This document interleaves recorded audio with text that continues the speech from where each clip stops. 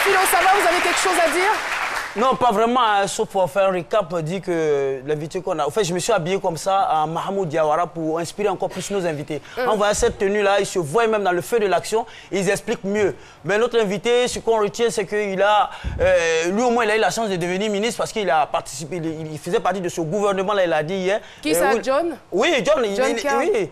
Il faisait partie de ce gouvernement-là. Et puis, j'ai bien peur, pour terminer mes propos, j'ai bien peur parce que c'est quelqu'un qui a infiltré ce gros réseau-là. Et j'ai peur qu'il vienne infiltrer la RT, l'équipe de ce midi, pour aller reproduire cette émission ailleurs. Vraiment, j'ai peur. Avec ce monsieur, c'était dangereux. Merci pour... Alors, John Dal Carter, c'est de vous qu'il s'agit. Ouais. Et bien sûr, avec beaucoup d'intelligence, comme vous nous l'avez expliqué hier, avec une stratégie, j'allais dire, indescriptible, vous avez quand même réussi à percer le mystère, à intégrer donc cette organisation, parce qu'il faut le dire, c'est le lieu de le dire, c'est un réseau organisé.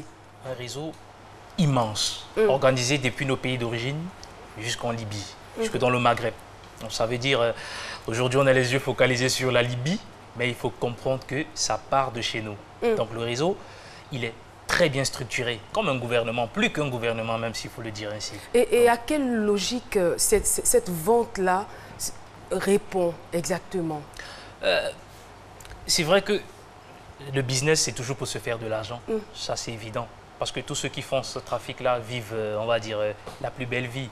Certes, qu'on ne peut pas vivre étant heureux, tout en sachant qu'on vend ses confrères. Mais c'est un réseau avec les branches en fait de ce réseau-là sont les confrères subsahariens, des Camerounais, des Ivoiriens, des Nigériens, etc. Tous font partie de la danse. Vous ne pouvez pas partir de votre pays d'origine pour un pays du Maghreb sans avoir quelqu'un qui vous tient par la main. Donc vous arrivez à destination parce qu'il y a quelqu'un qui vous a tenu par la main préalable. Et ce sont nos confrères en fait. Donc le réseau... La structure du réseau, c'est comme une armée, il faut le dire ainsi. Donc, on ne peut pas aujourd'hui... le combat de ce truc-là, ça passe par, on va dire, l'implication de tout le monde. À vous entendre parler, on a l'impression que les acteurs principaux sont nos frères, nos compatriotes. Bien sûr. Ça, on ne peut plus le nier, en fait. Vous savez, un Libyen ne partira jamais de chez lui pour venir chercher son frère ici. Un Tunisien non plus, il ne le fera pas. Personne ne pourra... Voilà, il n'y a pas un Maghrébin qui va venir chercher un Noir ici pour aller le vendre. Ce n'est pas possible. Les ramifications se font par nos frères. Parfois, ils ont aussi déjà, on va dire ainsi, des ghettos. Ils ont aussi déjà des maisons dans lesquelles eux aussi, ils conservent les Noirs. Donc, eux aussi se sont déjà livrés, on va dire, à l'atrocité. Ce sont des passeurs, nos frères. Ce sont des livreurs, nos frères. Ce sont voilà, des guides, jusqu'en Libye, jusqu'en Italie même d'ailleurs. Ce sont les Noirs qui le font. Et justement, M. Seni est là, il était avec nous hier. Il va essayer quand même d'éclairer encore notre lanterne par rapport à son témoignage. Parce que vous, hier, vous nous affirmiez que vous avez été vendu 7 fois, je crois. 7 fois. Et qui vous vendait et à qui l'on vous vendait? Bon, c'est ce que mon frère était en train de parler. Bon, c'est notre propre frère noir qui nous vend. Qui nous vend en Libye. Maintenant qu'on nous vend, si on doit nous libérer, par exemple, moi comme cela, ils vont appeler mes parents, mon papa va déposer l'argent sur un numéro qui se trouve dans mon propre pays. Un Arabe, un Libyen n'a pas un numéro de Côte d'Ivoire. Donc on essaie de nous libérer, quand on veut payer, on verse l'argent sur un numéro qui se trouve dans notre pays. Donc les 7 fois où vous avez été vendu à des Africains? Non. Oui. J'ai été vendu dans la prison d'Ali Ghetto, qui se trouve à Saba. À Saba. Et une fois que vous êtes vendu, qu'est-ce qu'on fait de vous? Comment est-ce qu'on vous utilise? On me frappe. Bon, d'autres s'en vont travailler. On vient chercher les gens pour aller travailler cadeau. On donne l'argent, un truc à Ali Ghetto, ils s'en travailler cadeau. Ou bien soit Ali Ghetto donne son prix, aller travailler et le monsieur revient avec ses esclaves, il donne l'argent, un truc à Ali Ghetto. Quel type d'activité faites-vous pendant cette détention?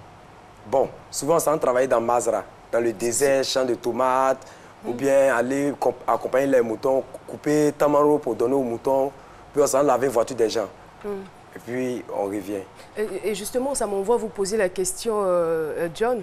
Alors, dans quel secteur d'activité les esclaves sont le plus souvent utilisés? C'est vrai.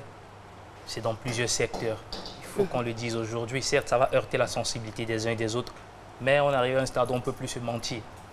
Vous avez des uns qui sont spécialisés dans des travaux, on va dire, champêtres. La culture de tomates, la culture des olives. Vous avez des femmes qui sont utilisées comme une machine à sexe, il faut le dire ainsi. C'est-à-dire vous achetez une femme qui peut vous servir quand vous voulez, comme vous voulez. Vous la nourrissez, vous ne la nourrissez pas, ça engage que vous. Parce qu'elle ne peut pas sortir, elle est prisonnière. Et c'est beaucoup plus sous une forme de contrat. C'est pourquoi quand il dit qu'il a été vendu 7 fois, moi j'ai peut-être besoin de quelqu'un pour travailler dans ma ferme. Et ça va durer 4 mois. Je paye le prix équivalent à ces 4 mois-là à celui qui me le vend. 4 mois après, je suis libre de le revendre parce que je n'en ai plus besoin.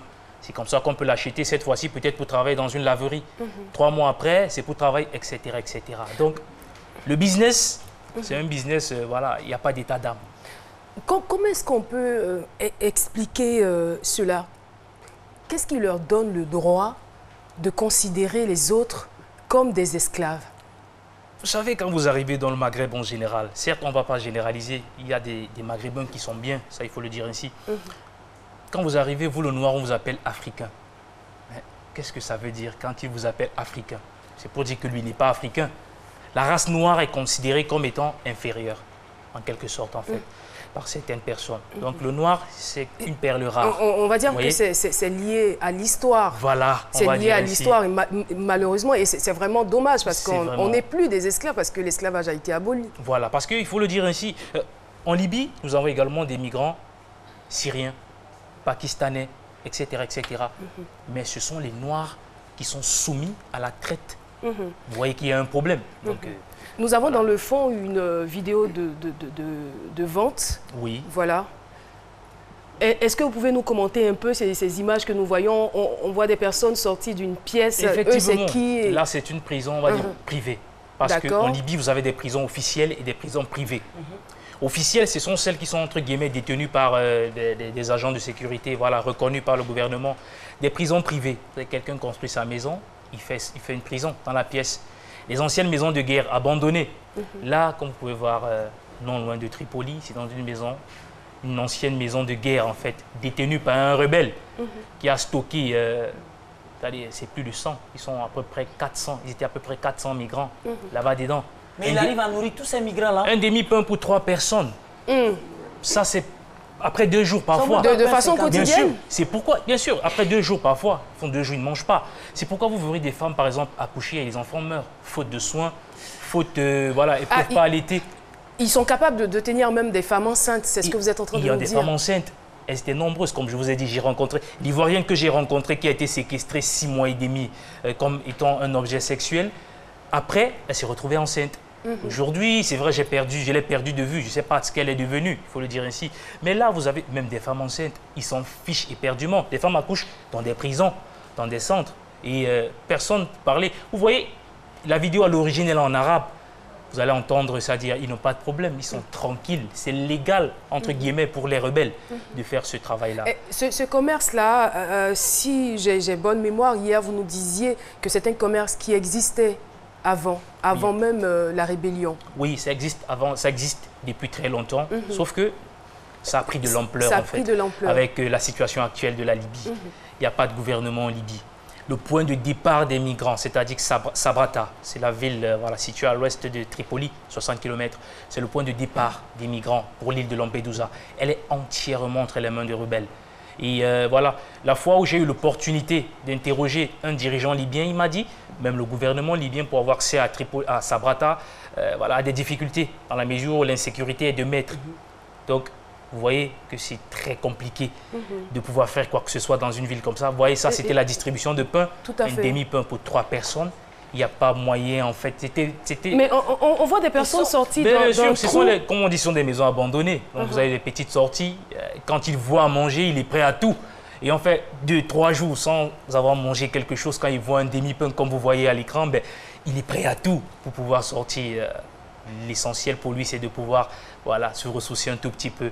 vivant dans ce calvaire-là. Et vous étiez dans quel état d'esprit? Je veux dire que vous, qui avez eu, je dirais même pas le privilège, mais plutôt l'occasion de filmer toutes ces images, de voir un peu la souffrance de vos frères, dans quel état d'âme vous étiez? En tant que noir,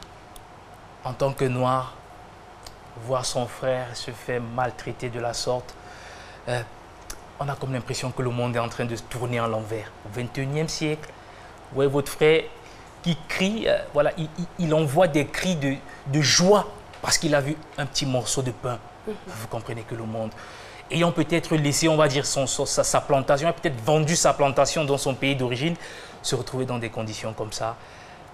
Personnellement, il faut vraiment être fort mentalement. Un, pour pouvoir prendre ces images. De deux, pour ne serait-ce que discuter avec ces personnes, il faut être super fort mentalement. C'est douloureux ce qu'on peut voir dans le Maghreb. Et vous êtes arrivé parfois de vouloir vous rebellier? Bien sûr, à un niveau, vous vous dites, vous voulez vous révolter. À un niveau, vous vous dites, à un niveau, c'est tout le peuple libyen à qui vous en voulez en fait. Mais vous vous dites, il ne faudrait pas qu'on mélange les choses. Il faudrait qu'on établisse les parts de responsabilité. Bien vrai que c'est dans leur pays que ça se déroule. Il n'y avait pas de mots pour expliquer ce que je voyais. Vous avez... c'est comme si le monde s'arrêtait de tourner. Et à cet instant, vous êtes prêt à détruire le pays entier. Le pays, ce pays en entier, tout simplement parce que vous... Et si vous voulez détruire le pays, c'est tout le monde que vous allez détruire, y compris vos frères africains, qui sont aussi très impliqués dans ce commerce. C'est pourquoi... Et justement, je voudrais qu'on puisse revenir sur le fonctionnement de ce réseau, étant donné que vous les avez fréquentés, vous êtes restés, on va dire, environ 1 mois avec eux. Selon vous, quelles seraient les solutions qu'on pourrait proposer pour démanteler donc ce réseau-là? Les premières solutions partent de chez nous. Vous savez, aujourd'hui, on a les yeux rivés sur la Libye, mais tant qu'on ne résout pas le problème à la base, bien de l'autre côté, il y aura toujours des entrées. Le renforcement de nos frontières, par exemple, c'est important. Aujourd'hui, ce n'est pas possible qu'un être humain, voilà, un jeune de 15 ans, de 16 ans, réussisse à embarquer, par exemple, dans un aéroport destination de la Tunisie sans que personne ne lui demande où est-ce qu'il va. C'est un problème. Aujourd'hui, il n'est pas possible qu'un jeune Ivoirien parte, par exemple, de Daloa, direction, on va dire, Daloa, oui, parce que c'est un point de départ pour ceux qui partent par le Niger, Agadez. C'est-à-dire, il part en bus sans qu'on ne lui demande, tu vas faire quoi au Niger? Au contraire, on le salue pour lui dire, bon voilà, tu nous salues Kadhafi, tu nous salues la Libye, pour dire qu'il y a un problème au niveau des frontières. La sécurité de nos frontières devrait être, en fait, le fondamental. Parce que tant qu'on ne commence pas par résoudre le problème chez nous, on ne pourra pas freiner ce phénomène. Moi, j'ai une équation, en fait, difficile à résoudre dans ma tête. Je me dis, pourquoi malgré la sensibilisation, malgré les témoignages de personnes qui ont vraiment vécu au cœur de tout ce gros scandale pour le continent africain et pour la race noire, pourquoi y a-t-il toujours cet entêtement pour des subsahariens à partir? Parce que j'imagine qu'à l'heure où nous parlons, il y a encore des Ivoiriens et d'autres... Ils sont en train de plier bagages actuellement même. Bien sûr. Ouest-Africains qui partent toujours pour la Libye. C'est pourquoi j'ai rencontré 2 types de migrants. Vous avez ceux qui ont subi de l'atrocité, sont prêts à rentrer dans le pays. Ils disent, c'est trop, je préfère rentrer chez moi. Mais d'autre part, vous retrouvez des migrants qui vous disent, hors de question que je rentre dans mon pays. J'ai dépensé beaucoup d'argent, parfois j'ai emprunté, parfois j'ai vendu mon petit commerce, je ne peux pas rentrer bredouille. Donc la mort apparaît comme une solution pour ces personnes-là. Ça veut dire l'aide de retour volontaire qui a été mise sur pied. Mais ceux qui rentrent, ce sont effectivement les volontaires. Mais les 3/4 des migrants aujourd'hui vous diront, je ne peux pas rentrer essuyer la honte dans mon pays. J'ai dépensé 1 million, 2 millions de francs CFA pour en arriver là. Comment voulez-vous que je rentre bredouille? Alors, Seni, est-ce que vous voyez dans les différents cas qu'il a cités, parce que vous êtes cordonnier, vous avez économisé votre argent pendant 4 ans, avec la somme de 900 000 francs, vous avez tenté l'aventure. Vous étiez dans quelle catégorie? Moi, j'étais prêt à rentrer dans mon pays. Vous étiez prêt? À quelle étape donc de cette mésaventure? Ça dépend. Ceux qui ne veulent pas rentrer, on ne les a jamais frappés. Moi, j'ai perdu près de 7 Ivoiriens qu'on a formé nos groupes ici pour rentrer. Tous mes amis sont morts. Ils sont morts dans quelles conditions? Dans les prisons privées. D'autres aussi, je me rappelle, une fois, on nous a alignés comme ça, ils ont commencé à tuer les gens. Moi-même, j'ai dit que mon âme se repose en paix. Et Dieu merci, il y a un Arabe qui s'est levé, il dit, il ne faut pas, ils vont faire ça. On ne m'a pas tué. Ça restait 3e personne, et puis c'est moi. Donc, quand j'ai vu tout cela, j'ai embarqué le Zodiac, bateau gonflable, sur 150 personnes, sans compter enfants, et puis femmes enceintes, sans compter les bidons de 25 litres chargés d'essence, sans compter poids de moteur. On est arrivé en plein milieu de la route, le bateau a coulé. Sur 156 personnes vivantes. Et puis dire que sur 150, il y a quelque chose de 68 Ivoiriens dedans que je connais. Vous embarquez pour aller où, s'il vous plaît? Pour aller sur l'Italie. Donc, avec tout ce que j'ai vu, et puis le 18, le 15 mars, ce que j'ai vu, ils ont fait front derrière notre cou, en train de se tuer entre eux. Chat est venu garer jusqu'à là où moi je dormais. Qui se tuait entre eux? Entre les Libyens. Les rebelles, en fait. Les rebelles. Les gars de Grigades et puis les gars de, comment on appelle, Madina. Il y a eu un affrontement entre eux. Et je me rappelle encore le 14 janvier, où ils ont tué... Quand il y a l'affrontement, les esclaves se trouvent à quel niveau? Est-ce qu'ils participent? Est-ce qu'ils n'ont pas le choix? Ils amènent comme des boucliers, tout ça? Il faut te cacher. C'est on va dire, pour aller dans le même ordre d'idée, quand il y a les affrontements, parce qu'il faut dire, Sabrata, qui est le point de départ, entièrement entre les mains de deux groupes de rebelles. Vous avez d'un côté Ahmed El Dabachir, qu'on appelle l'oncle. De l'autre côté, c'est Salamou, en fait. Ils ont bâti leur empire sur le trafic humain des Noirs. Alors, quand il y a les affrontements entre les deux, vous, migrants, en tant que migrants, mais c'est le qui-vive, sauf qui peut. Parce que j'ai perdu également des collaborateurs dans l'attaque du 4 octobre dernier. Il y avait des affrontements, les balles qui passent un peu de partout. Vous, en tant que migrants, au port de Sabrata, dans des maisons abandonnées, dans des tentes, etc. Mais vous cherchez comment faire pour vous sécuriser. Parce que là, les balles, ça vient de partout, en fait. Donc, c'est un peu ça. Et la traversée dure entre 3 et 5 jours. Donc, entre 3 et 5 jours, vous avez la chance de partir de la Libye pour l'Italie. Imaginez 5 jours en pleine mer. Mais John, excusez-moi, c'est vrai que vous avez fait un travail formidable, vous avez fait une immersion sur le terrain pour nous ramener des images, des histoires vraies, mais il y a encore cette portion de personnes qui estiment que ce sont des histoires qu'on raconte, histoire pour les dissuader d'aller à l'aventure, d'aller vers un futur meilleur. Comment vous réagissez à ça? Comment vous arrivez à faire passer le message? C'est vrai qu'aujourd'hui,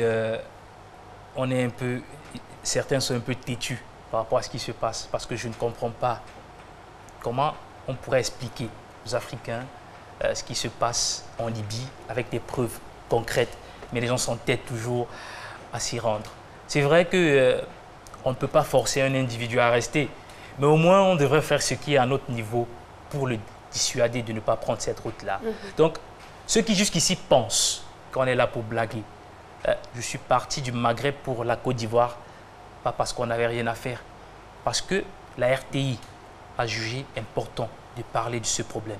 Et parce que je milite depuis très longtemps contre les dangers de l'immigration clandestine, qu'on pouvait voir à l'image sur le port de Sabrata, des corps qu'on retrouve après. Parce que les médias vous parleront de ça quand il y aura 100 000 morts, quand il y aura 100 morts, 200 morts, mais c'est tous les 3 jours qu'il y a les naufrages comme ce que vous voyez là-bas, les corps en bordure de plage. Donc, ceux qui pensent jusqu'ici qu'on est là peut-être pour s'amuser, le Maghreb, en fait, on peut rester chez soi et réussir. Prendre cette route-là parce qu'on est à la recherche du bonheur, c'est aller en enfer, tout droit en enfer. C'est le suicide absolu, ce qui se passe dans le Maghreb. Donc, pour dire que c'est une réalité. C'est toute une vie, en fait. Ce n'est pas une mise en scène, en fait. Bien sûr. Et ce que je veux savoir, parce qu'on a remarqué que depuis un certain temps, l'affaire a éclaté au grand jour.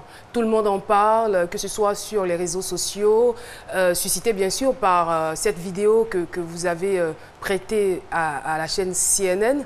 Et voilà, aujourd'hui, il y a une certaine vulgarisation, on va dire, de cette information-là. Est-ce que vous pensez en fait que cela pourrait contribuer à freiner l'élan de certains de nos confrères ou compatriotes? Freiner, comme je disais tantôt, la solution part de chez nous. La solution part de chez nous. Vous voyez un peu? Aujourd'hui, rappelez-vous le 25 novembre dernier, c'est le monde entier qui parlait de ce qui se passe en Libye. Je suis d'accord avec les solutions, mais je voudrais déjà qu'on parle, parce que je ne sais pas si vous êtes toujours en contact avec ces jeunes migrants ou en contact avec ces réseaux. Est-ce que vous pensez qu'il y a quand même une amélioration, que les gens essaient quand même de se calmer un peu par rapport à tout ce qui se dit? En Libye, actuellement, il n'y a pas de changement. La traite suit son cours. Les bateaux continuent d'accoster l'île de Lampedusa en Italie. Les subsahariens continuent à partir de la Tunisie pour la Libye. Du côté de l'Algérie, c'est pareil. Il n'y a pas de changement. Parce que ceux qui s'y trouvent déjà, en fait, dans les pays comme la Tunisie, le Maroc ou l'Algérie, ils sont déjà, entre guillemets, mouillés, comme ils disent. Donc, ils ont un mot malgré l'interpellation de l'Union européenne, de certaines organisations, ils ont toujours des décrets qui sont en train d'être pris, tout ça, il n'y a rien. Il n'y a pas de changement, surtout en Libye, parce que c'est le pays le plus concerné. Il n'y a pas de changement. La traite suit son cours, les embarcations continuent, les passeurs continuent leur boulot. Tout ce qui se passe, tout ce qu'on peut bien dire, il s'est juste rentré dans ma messagerie pour me dire d'arrêter, pour me menacer. Comme pour vous dire qu'ils n'ont peur de rien. Vous recevez beaucoup de menaces? Beaucoup de menaces. Ça, c'est constant. Merci. J'ai même reçu des menaces de mort. Mais bon. Merci en tout cas pour toutes ces informations. Et je vous informe, chers téléspectateurs, que ce n'est pas encore terminé. Nous aurons la deuxième partie de ce témoignage dans quelques petits instants. On y va pour l'instant pour la pub. Le réseau